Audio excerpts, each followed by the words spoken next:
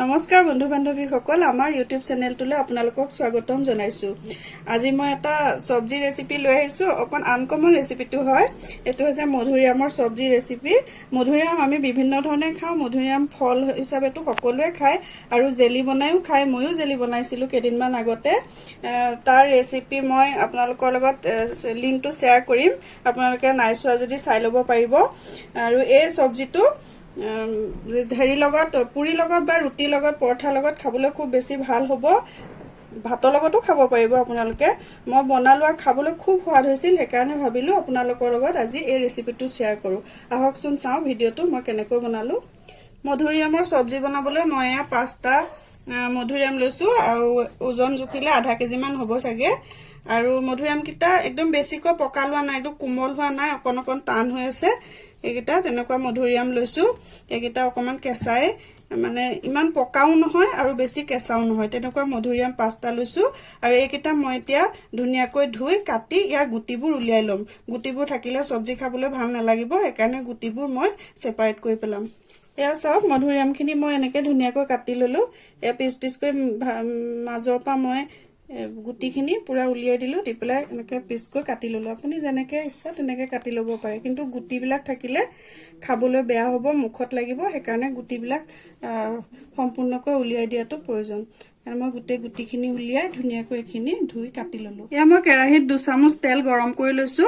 তেল আপুনি আপোনাৰ হিচাপত দিব পাৰিব। মই 2 চামুচ তেল দিছো, দি পেলাই ইয়াতে মই আধা চামুচৰ জোখাৰে গোটা জিৰা দিছো আৰু আধা চামুচ মই ক'লা সৰিয়হ দিছো। এইখিনি ফুটিব দিছো। সৰিয়হকেইটা আৰু জিৰাকেইটা ফুটাৰ পাছত ইয়াতে মই অকমান হিং দিছো, স্লাইড দিছো অকমান হিং। তাৰপাছত আদা এয়া মই কুটি লৈছিলো, আদা কুটা অকণো দি দিছো।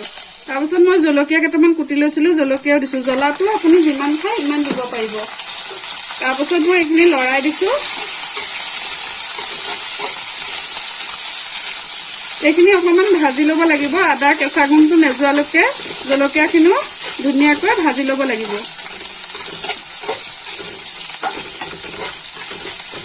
আদা আৰু জলকীয়া ধুনীয়াকৈ ভজাৰ পাছত এয়া মই বিলাহী 2টা ধুনীয়াকৈ পিচি লৈছিলো, এইখিনিও মই ইয়াতে ঢালি দিছো। আৰু বিলাহীখিনি দিয়াৰ পাছত তেলত বিলাহীখিনি আদা আৰু জলকীয়াৰ লগত ধুনীয়াকৈ ভাজি ল'ব লাগিব। তেল ৰিলিজ নোহোৱালৈকে এইখিনি মই এতিয়া ভাজি থাকিম। এয়া মোৰ বিলাহীৰ পৰা তেল বিৰিঙি ওলাল। এতিয়া মই কাশ্মীৰী লাল মিৰ্চ পাউডাৰ আধা চামুচ ইয়াতে দিছো। আৰু দিছো অকমান হালধি পাউডাৰ। সৰু চামুচৰ 1 চামুচ দিছো ধনিয়া পাউডাৰ।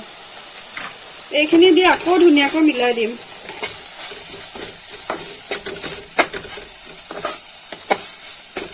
ইয়াতে অকমান এতিয়া পানী ব্যৱহাৰ কৰিব লাগিব, নহলে মছলাখিনি মোৰ জ্বলি যাব পাৰে। মছলাখিনিতে অকমান পানী দিছো, দি মই আকৌ লৰাই দিছো। পানীখিনি দি মই গোটেই মছলাখিনি ধুনীয়াকৈ অলপ সময় 1 মিনিট মান সময় ভুনি থাকিম। মছলাখিনি ধুনীয়াকৈ ভাজি লোৱাৰ পাছত এতিয়া মই কাটি লোৱা মধুৰিআমখিনি ইয়াতে দি দিছো। দি পেলাই মই ধুনীয়াকৈ লৰাই দিম। মছলাৰ লগত ভালকৈ ভাজি ল'ম। 2 মিনিট মান সময় এনেকৈ ভজাৰ পাছত তাৰ পাছতহে মই গৰম পানী ইয়াত ইউজ কৰিম। ভাজি থকাৰ মাজতে ইয়াত মই নিমখ দিছো। নিমখ দিয়া নাছিলো আগতে, এতিয়া নিমখ দি আকৌ ধুনীয়াকৈ লৰাই দিছো।